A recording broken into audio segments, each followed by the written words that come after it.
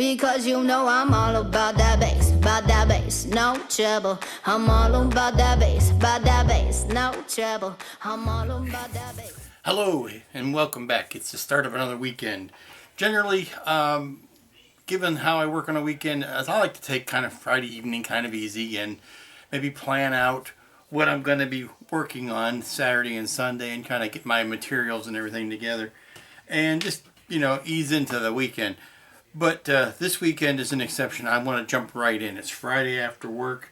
I haven't even made my dinner yet, but I am eager and anxious to get on with this weekend's work, which should be what I'm calling back to base-iks. I am working on the base for the robot, and I got this other base that I want to show you. I got this week from Tony Lamb. Let me double check that name. I got this week. This is the base for the LEXX Moth that I got from Hunk of Junk Productions, and it's got a simple base to finish off, but I think it will really make the Moth shine. What it is a simple one piece. Now I was cleaning it up. It came with one of the little points broken off, and I'm patching it with a little bit of epoxy sculpt.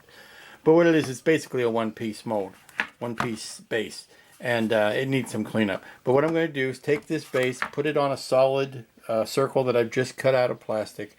That's going to be the actual base, and I'm going to ring the inside of it with a strip of warm white strip lights, which should glow up out of this shape, and that's the whole idea. But I need to light block the inside really well first, because I don't necessarily want the light shining up through anything but the star pattern. So it's going to take several coats of light blocking and then a coat of reflective, but I wanted to get on with that because it looks like the sun has finally come out outside, and it'll be a good time to spray it and let it sit. The second victim this weekend is going to be this robot base, and I'm looking forward to using the model railroad lichens and mosses and stuff on this base. The robot itself, I gotta unplug it. All it needs is the arms put on it and the metal touched up, the torso touched up, and it will be done. And I gotta paint that little tiny bit of yellow on there, and these little details here. I gotta put the eyes in, and these little, but tiny stuff. I'll turn it on here again. But it's almost done, and I really want to finish it up and clear the decks for another couple of projects. I found another neat sound file that I wanted to use. I am sorry, Will Robinson. I am afraid I goofed. That pretty much sums up my build on this kit. So that's where we're getting started for the weekend. Oh, the weekend started so well. I lost a lot of time yesterday. But it was I don't count it as lost. I just didn't do a lot of building yesterday. It's a Sunday morning now. What I accomplished yesterday morning early and yesterday evening late was the sum total of what I accomplished yesterday, because I got sidetracked with a little shopping, and it took the biggest dent out of the rest of my whole day. But I do have progress to show. This is where we are on the Moth base, the LEXX Moth. What I did was clean. This was a one piece part. What I did was clean it off, put a primer on it, gray on the outside, white on the inside to bounce light around, and what I was planning on doing, or what I did, was put a single strip of warm white strip lights all around the inside of it, shining towards the inside. When I did that, I found that even the warm white wasn't yellow enough for me. It still had too much of a bluish or cool white cast to it, so I painted the inside yellow, which actually helps the yellow lightness of it. Now, what this is a textured paint. The piece itself has a bit of an organic texture to it, and I didn't want to do too much sanding on it for fear of sanding away that naturally built-in texture. So, but when I did finish the cleanup, I sprayed it with a texture paint that actually has like a sand grit in it, and that gave me back the texture I was looking for, and that's this brown color. Now what I did was I took a metallic or a champagne gold and sprayed it lightly over these petals to give me this color.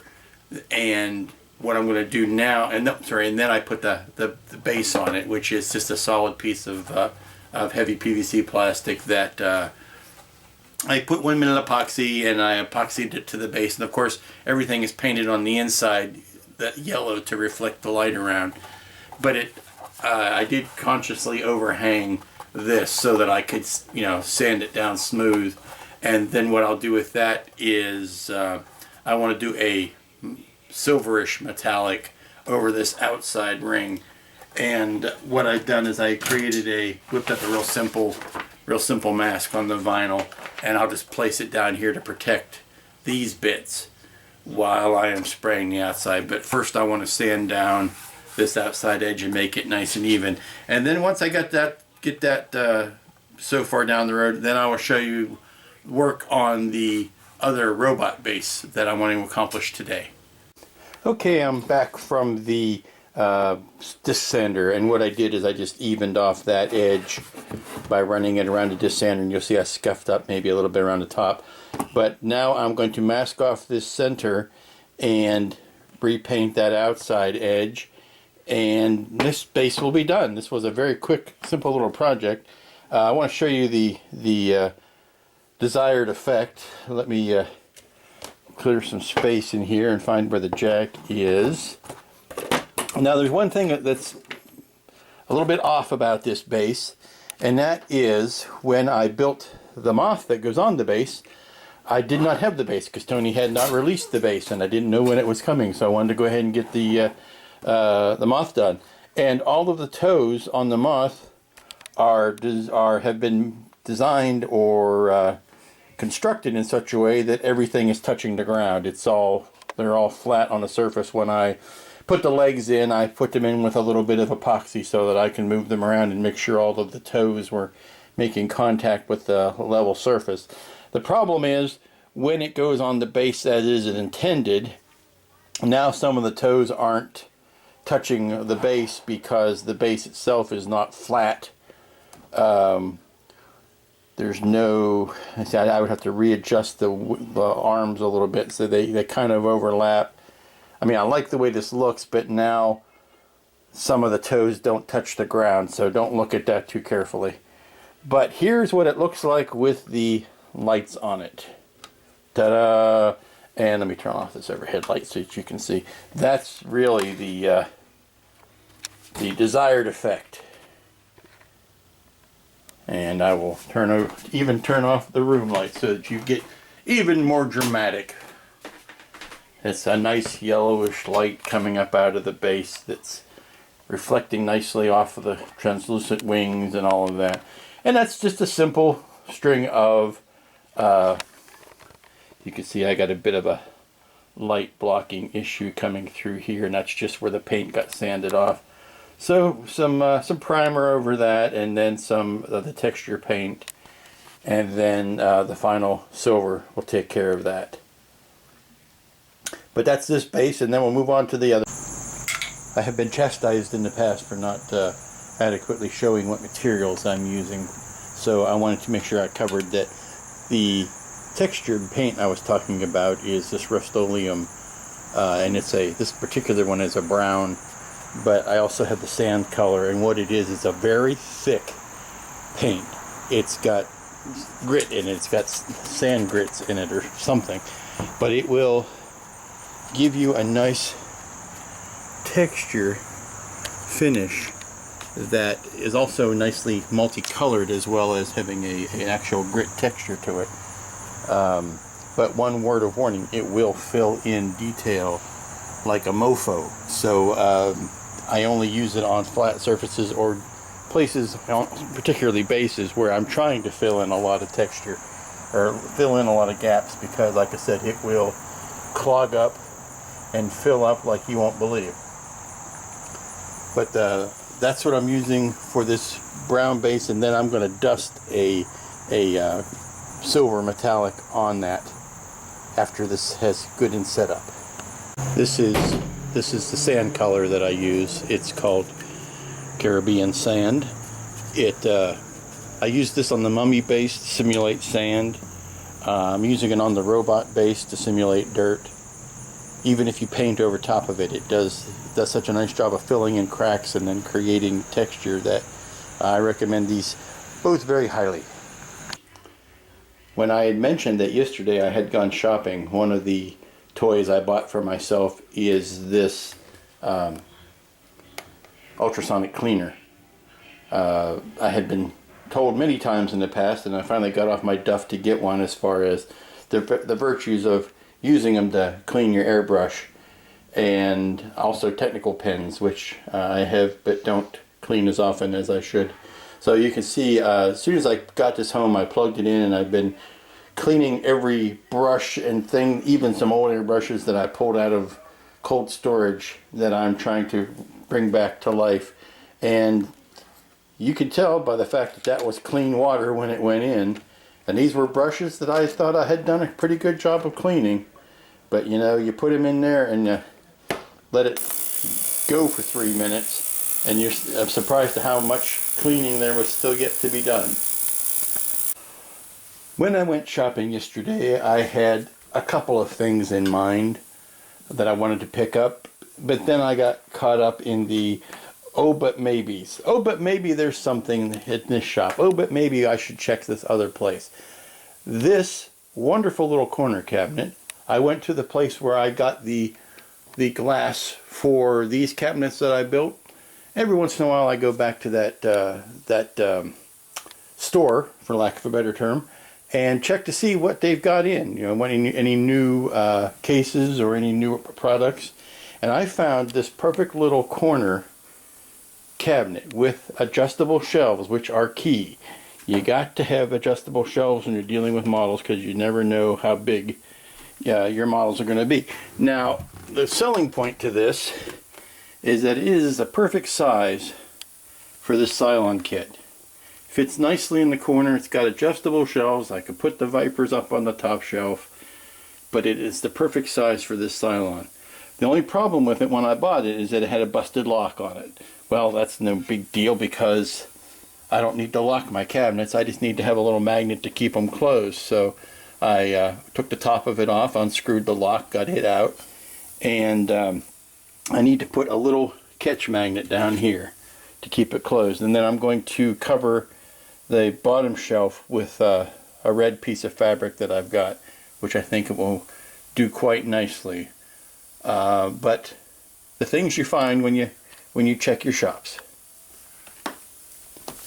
And you can see why, between that and buying the ultrasonic cleaner and all the other stuff that I hadn't planned on doing yesterday that really ate into the time, that's what hijacked me from getting the actual work done. You can see I've got robot arms drying here. Okay, here is the base. Now, you'll have to forgive me, this is my first real attempt at this. I'm using some scenic materials from a railroad shop. I'm kind of taking a liking to it. Sorry, I had to, once I found out these were lichens, I had to use that somewhere. Now, I can't put everything on in one coat because I just need stuff to dry in between. So what I'm going to do is, this is the first coat, and obviously the stuff around the edge is not cooperating and sticking the way I'd like it to, so I'm going to have to come up with something with that, maybe a stronger cement. But I'm going to let this stuff kind of settle in and let it dry. Now, if these rocks look like painted foam to you, well, that's no accident. I am not trying to make this look like a serious landscape. I'm trying to make it look like a Lost in Space Irwin Allen planet, which means oversaturated colors and rocks that look like styrofoam, or foam in this case, painted with that same paint that I used on the other base. But see, I've got tape here that is protecting the paint, and I will strip that off as this first coat dries. I used a 4-to-1 mixture of white Elmer's glue with water to get these guys to stick, and then I've been told I need to overspray on top of that with another coat of Elmer's to kind of lock everything down. So I'm going to let this dry in the sun for a while, and then I'm going to maybe come back with another spray this afternoon before I button up. If I don't get it on film, trust me that it happened. And see, I got a little bit over there. I still have this perimeter is really bugging me, so I need to figure out how best to work that. But we're going to let this dry, and meanwhile I may even go back in and work a little bit more on the robot.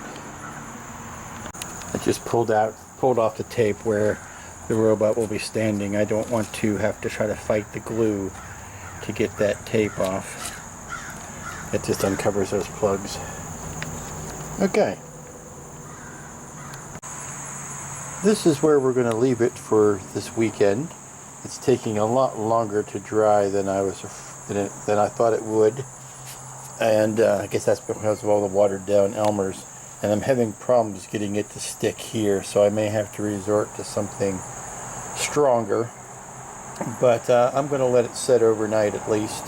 Come back to it tomorrow and see if anything can be salvaged from it. Yeah, I can puddle up with my finger here. It's just not sticking. So we'll let this stew overnight and then come back to it tomorrow.